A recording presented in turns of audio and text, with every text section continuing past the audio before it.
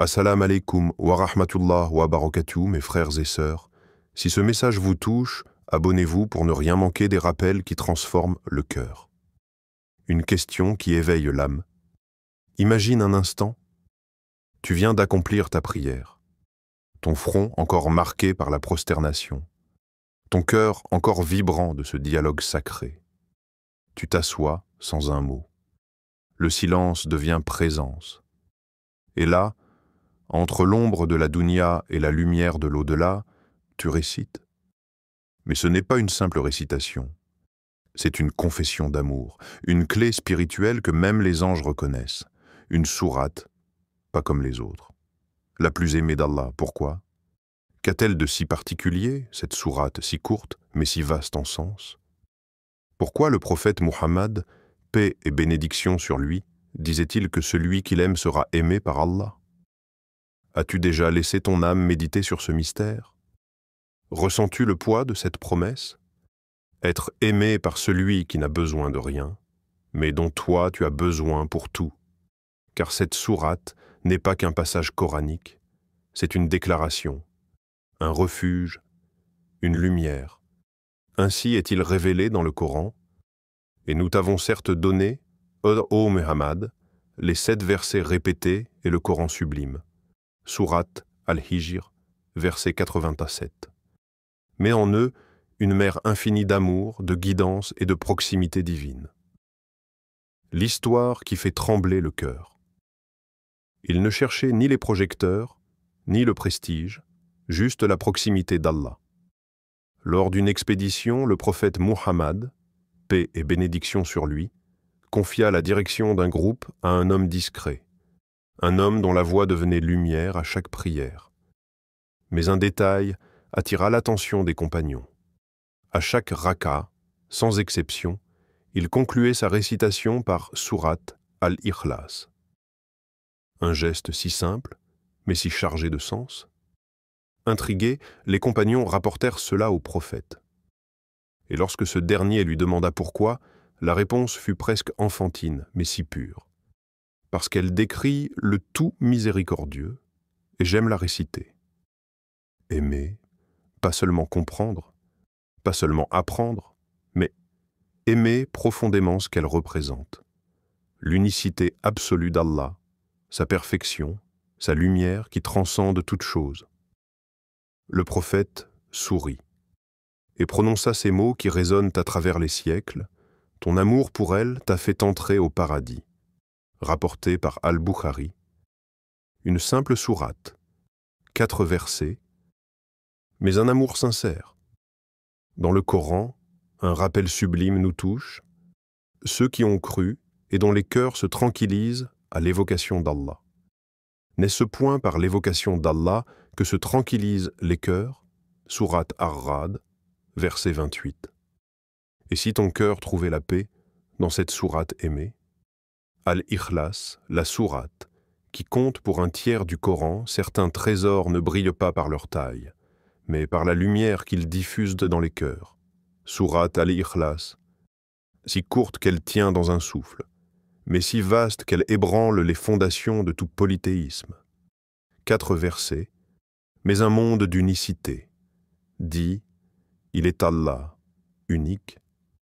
Allah, le seul à être imploré pour ce que nous désirons. Il n'a jamais engendré, n'a pas été engendré non plus. Et nul n'est égal à lui. Sourate Al-Ikhlas 112, 1 à 4. Le prophète, paix et bénédiction sur lui, ne parlait pas en vain.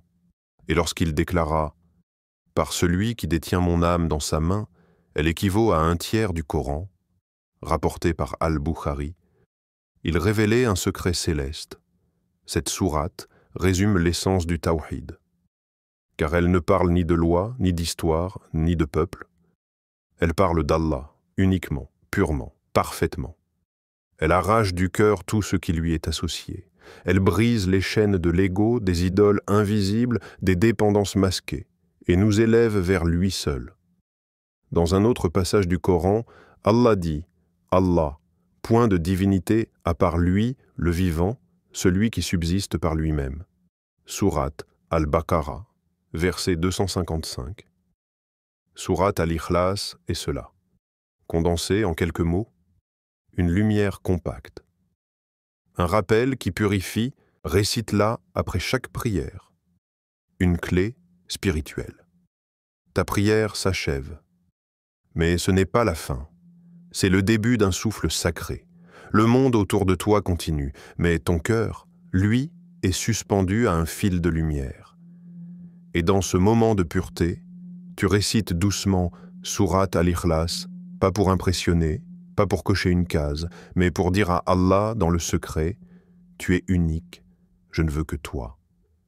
Chaque mot devient comme un sceau, un parfum qui élève ta prière jusqu'aux cieux, un rappel silencieux que ton amour ne faiblit pas entre deux prières.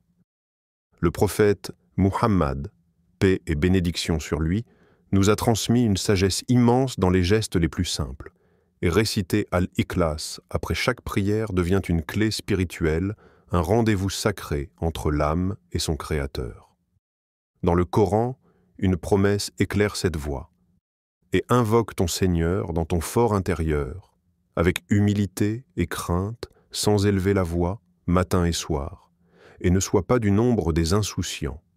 Sourate Al-Araf, verset 205. Et si, entre chaque prière, cette sourate devenait ta façon de ne jamais oublier? Un doux rappel que l'amour d'Allah peut se cultiver dans le murmure. Question pour l'âme. Ce que tu aimes te définit. Qu'est-ce que tu aimes, vraiment? Pas ce que tu dis aimer, mais ce que tu recherches quand personne ne regarde. Ce que ton cœur défend en silence. Ce que tu places au sommet de tes pensées. L'amour est un miroir. Il révèle qui tu es, et ce que tu choisis d'aimer chaque jour te façonne. Certains aiment l'image, d'autres le bruit, la foule, les applaudissements. Mais Allah aime ceux qu'il aime pour ce qu'il est, pas pour ce qu'il donne. Et dans ce monde où tant de choses cherchent à voler ton cœur, Sourate Al-Ikhlas est un refuge. Elle ne parle pas de toi, la réponse du ciel. Un amour qui change un destin, un homme. Il n'était ni prophète, ni martyr, ni riche en œuvres spectaculaires. Mais il avait un amour sincère, un amour pour une sourate. Et cet amour, caché dans la répétition, dans la constance silencieuse, dans l'écho de sa voix, a suffi à ce que le ciel le désigne pour le paradis. Tu entends? Un amour l'a sauvé. Et toi? Quelle sourate est le miroir de ton âme? Quel verset recoute ton cœur quand il se déchire? Quelle récitation te fait oublier ce monde pour t'accrocher au divin?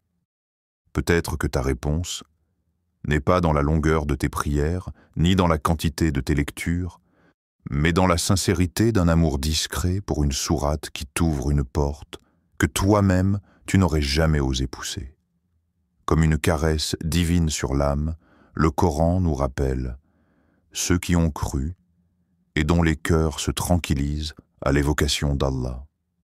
N'est-ce point par l'évocation d'Allah que se tranquillisent les cœurs? Sourate Ar-Ra'd, verset 28. C'est là la réponse du ciel. Aime, et laisse cet amour dessiner ton éternité. Un conseil à graver dans le cœur. Mes frères et sœurs, parfois les plus grandes clés ne font aucun bruit. Elles n'ouvrent pas les coffres de ce monde, mais elles ouvrent les portes de l'au-delà. Ne sous-estime jamais un verset. Un seul mot du Coran peut bouleverser ton cœur. Un seul souffle de sincérité peut transformer ton destin. Et il y a des sourates comme des étoiles qui brillent dans la nuit, mais il y a aussi des soleils, des lumières si intenses qu'elles brûlent les ténèbres de ton âme. Sourate Al-Ikhlas est de celle-là. Un soleil, court en mots, infini en lumière. Alors, grave ce conseil en toi. Récite-la après chaque prière. Fais-en ton refuge, ton habitude, ton offrande quotidienne. Et laisse sa lumière semer en toi l'éternité. Il est dit dans le Coran comme une promesse douce et sûre. Et nous faisons descendre du Coran ce qui est une guérison et une miséricorde pour les croyants. Sourate Al-Isra, v. 82. Chaque mot du Coran peut guérir, mais certains, comme Al-Ikhlas, peuvent aussi élever.